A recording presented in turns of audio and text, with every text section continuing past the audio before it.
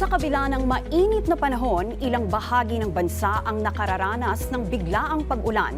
Ito ay dahil pa rin sa epekto ng easterlies. Kaya naman para maging handa, alamin po natin ang weather update mula kay Pag-asa Weather Specialist, Charmaine Varilla. Magandang hapon, Ma'am Trixie, maging sa lahat ng ating mga tipanig na ritong ulat sa lagay ng panahon.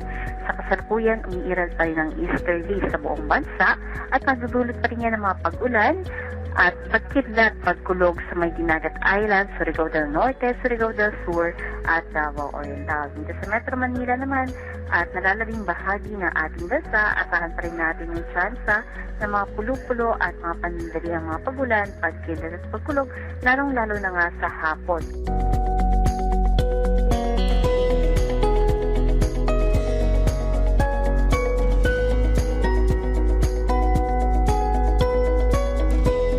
Yung mga pag-ulan na naranasan nga dito sa Metro Manila kahapon ay dala rin ng easterlies.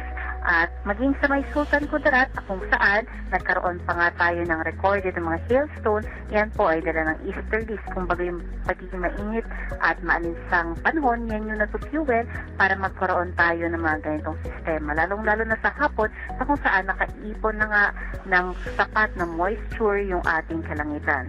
At base naman sa magiging heat index ngayong araw, asahan nga natin na pinakamataas, aabot ng 43 degrees Celsius dito sa may Cavite at Palawan at 42 degrees Celsius naman dito sa may Samar, maging sa may Iloilo, kasama din dyan ang Olongapo City at dito rin sa may Pangasinan.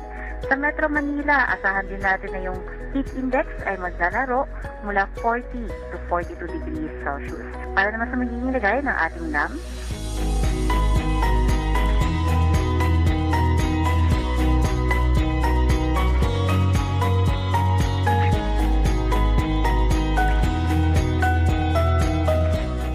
at yan ang latest mula dito sa Pag-asa Weather Forecasting Center, Charmaine Varilla, nag-ulat. Maraming salamat Pag-asa Weather Specialist Charmaine Varilla.